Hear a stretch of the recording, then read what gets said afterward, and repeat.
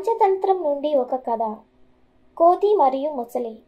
ఒకప్పుడు ప్రాచీన భారతదేశంలోని పచ్చని అడవులలో సూర్యుని క్రింద లక్షలాది చెల్లాచెదురుగా ఉన్న వజ్రాలలా మెరిసే అందమైన నది ఉండేది.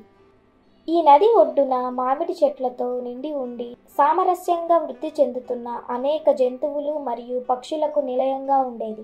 వాటిలో ఒక కొంటె కోతి నడి ఒడ్డున ఉన్న అతిపెద్ద మామిడి చెట్లలో ఒకదానిపై తన నివాసం ఏర్పరచుకుంది. ఈ చెట్టు అత్యంత రసవంతరమైన తీయని మామిడి పండ్లను కలిగి ఉంది మరియు కోతి ప్రతిరోజు వాటిని విందు చేసుకునేది.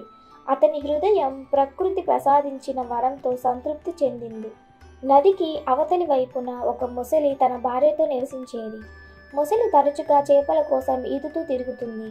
కానీ అవతలి ఒడ్డున ఉన్న సమృద్ధిగా ఉన్న మామిడి పండ్లు అతనికి ఆసక్తిని కలిగించాయి. ఒకరోజు అతని మామిడి చెట్టు దగ్గర సోమరిగా ఈదుతున్నప్పుడు కోతి అతన్ని గమనించింది. కొత్త వ్యక్తిని చూసి సంతోషించిన కోతి, "హలో ముసలి, ఈ మామిడి పండ్లలో కొన్ని మీకు కావాలా? అవి చాలా తీపి మరియు రుచికరమైనవి" అని అరిచింది. ఇంతకుముందు ఎప్పుడు మామిడి పండు రుచి చూడని ముసలి ఆసక్తిగా, "అవును, ధన్యవాదాలు" అని అతని చెట్టు దగ్గరికి ఈదుకుంటూ బదులిచ్చాడు. కోతి పండిన మామిడి పండును కోసి దానికి విసిరింది. ముసలి దానిని నైపుణ్యంగా పట్టుకొని కొరికింది. ఆ రుచి అతని నోటిలో తీయగా మరియు పుల్లగా తెలిసింది. "ఇవి అద్భుతంగా ఉన్నాయి" అని అతను ఆశ్చర్యపోయాడు.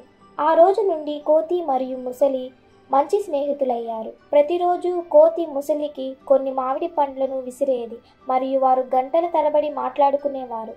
కోతి అడవి అందం గురించి మాట్లాడుతుండగా ముసలి నీటి అడుగున ప్రపంచం గురించి కథలు పంచుకుంది. ప్రతిరోజు గడిచే కొద్దీ వారి స్నేహం మరింత బలపడింది. ఇంతలో నడి ఒడ్డున ఉన్న వారి గృహలో నివసించే ముసలి భార్య తన భర్త ప్రతి సాయంత్రం రసవంతమైన మామిడి పండ్లతో ఇంటికి తిరిగి రావడాన్ని గమనించి ఆసక్తిగా ఆమె, "నీకు ఈ మామిడి పండ్లు ఎక్కడి నుంచి వస్తున్నాయి?" అని అడిగింది. ముసలి, "ఓ, ఇవి నది అవతలి వైపు నివసించే దయగల కోతి ఇచ్చిన బహుమతులు. మనం స్నేహితులమయ్యాం. అతను నాకు ఈ మామిడి పండ్లను ప్రతిరోజు ఇస్తాడు." ముసలి భార్య శ్రద్ధగా విన్నది. కానీ ఆమె మనసులో ఒక ఆలోచన మెదిలింది. ఈ మామిడి పండ్లు ఇంత రుచికరంగా ఉంటే ఈ పండ్ల తీపితో నిండిన ఆ కోతి హృదయం ఎంత రుచికరంగా ఉండాలి అని ఆమె భర్త వైపు తిరిగి, "భర్త, నాకు ఆ కోతి హృదయాన్ని రుచి చూడాలనే కోరిక ఉంది. నువ్వు అతన్ని నా దగ్గరకు తీసుకొస్తావా?" అని అడిగింది. ముసలి ఆశ్చర్యపోయింది. "ఏం చెప్తున్నావు? కోతి నా స్నేహితుడు. నేను అతన్ని ఎలా మోసం చేయగలను?" కానీ అతని భార్య పట్టుబట్టింది. "నువ్వు నన్ను నిజంగా ప్రేమిస్తే నా కోసం ఇలా చేస్తావు. వెళ్ళి కోతి హృదయాన్ని నాకు తీసుకురా, లేకపోతే నేను ఈ నెరవేరని కోరికతో చనిపోతాను." తన భార్యను బాధ పెట్టడానికి ఇష్టపడలేదు, కానీ తన స్నేహితుడిని మోసం చేసేందుకు బాధపడి ముసలి విశ్వాసానికి ప్రేమకు మధ్య నలిగిపోయింది. చివరికి బరువైన హృదయంతో అతను ఒక ప్రణాళికను రూపొందించుకున్నాడు. మరుసటి రోజు ముసలి కోతిని కలిసిన వెంటనే అది ఉల్లాసమైన ముఖంతో, "మిత్రమా, నా భార్య నీ గురించి, నీ దయ గురించి చాలా విని నిన్ను కలవాలని పట్టుబడుతోంది. నిన్ను స్వాగతించడానికి ఆమె ఒక ప్రత్యేక భోజనం సిద్ధం చేసింది. నువ్వు నాతో నది దాటి ఉన్న నా ఇంటికి ఎందుకు రాకూడదు?" కోతి సంతోషించింది. "ఓ, అది అద్భుతంగా ఉంది. నేను ఎప్పుడూ నీ నది ఒడ్డుకు వెళ్ళలేదు, కానీ నేను అక్కడికి ఎలా చేరుకోగలను?" ముసలి, "అది సులభం. నువ్వు నా వీపు మీద కూర్చోవచ్చు. నేను నిన్ను నది దాటి తీసుకువెళ్తాను" అని బదిలిచ్చింది. తన స్నేహితుడి కుటుంబాన్ని కలవడానికి ఉత్సాహంగా ఉన్న కోతి ముసలి వీపుపైకి ఎక్కింది. వారు నది దాటడం ప్రారంభించగానే కోతి దృశ్యాలను మరియు సున్నితమైన అలలను చూసి ఆశ్చర్యపోయింది. అయితే వారి ప్రయాణం మధ్యలో ముసలి తన అపరాధ భావాన్ని ఆపుకోలేకపోయింది. ముసలి సంకోచించింది. "ప్రియమైన మిత్రమా, నేను నీకు ఒక విషయం చెప్పాలి. నా భార్య నీ హృదయాన్ని రుచి చూడాలనుకుంటుంది. అందుకే నేను నిన్ను ఇంటికి తీసుకువెళుతున్నాను" అని ఒప్పుకున్నాడు. కోతి ఆశ్చర్యపోయింది. తాను నిజమైన స్నేహితుడిగా భావించే వ్యక్తి చేత మోసగించబడి తన ప్రాణాలను కాపాడుకోవడానికి త్వరగా ఆలోచించాల్సిన అవసరం ఉందని అతను త్వరగా గ్రహించాడు. "ఓ ప్రియమైన ముసలి," అతను ప్రశాంతంగా ఉన్నట్లు నటిస్తూ, "మనం వెళ్లే ముందు నువ్వు నాకు ఈ విషయం చెప్పి ఉండాలి. నేను సంతోషంగా నా హృదయాన్ని నీ భార్యకు ఇచ్చేవాడిని, కానీ నేను దాన్ని మామిడి చెట్లకు వేలాడదీసి ఉన్నాను."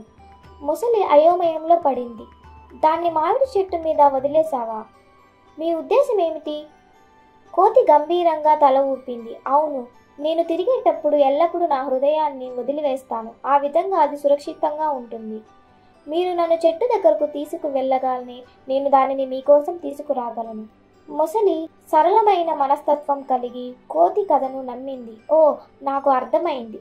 చెట్టు దగ్గరకు తిరిగి వెళ్దాం అని చెప్పి తిరిగి నది ఒడ్డుకు ఈదుకుంటూ వెళ్ళింది. వారు మామిడి చెట్టు వద్దకు చేరుకోగానే కోతి ముసలి వీపు నుండి దూకి భద్రత కోసం కొమ్మలపైకి ఎక్కింది. అక్కడి నుండి అది ముసలి వైపు చూసి, మూర్ఖపు ముసలి, ఎవరైనా తమ హృదయాన్ని ఎలా వదిలివేయగలరు? నువ్వు నా నమ్మకాన్ని మోసం చేయడానికి ప్రయత్నించావు, కానీ నేను నిన్ను మోసం చేశాను. ఇప్పటి నుండి మనం స్నేహం ముగిసింది. నీ భార్య దగ్గరికి తిరిగి వెళ్ళిపో. ఆమె నా హృదయాన్ని ఎప్పటికీ పొందదని చెప్పు అని అంది. ముసలి దుఃఖంతో మరియు విచారంతో ఈదుకుంటూ వెళ్ళిపోయింది. అయితే కోతి తన మామిడి చెట్టుపై శాంతియుతంగా జీవించడం కొనసాగించింది. తన దయను సద్వినియోగం చేసుకునే వారి పట్ల ఎల్లప్పుడూ జాగ్రత్తగా ఉంటుంది. కథ యొక్క నీతి: పంచతంత్రంలోని కోతి మరియు ముసలి కథ మనకు సవాలుతో కూడిన పరిస్థితులను అధిగమించడంలో తెలివి మరియు మనస్సు యొక్క ఉనికిని బోధిస్తుంది. Thank you for watching this video. Please like, share and subscribe.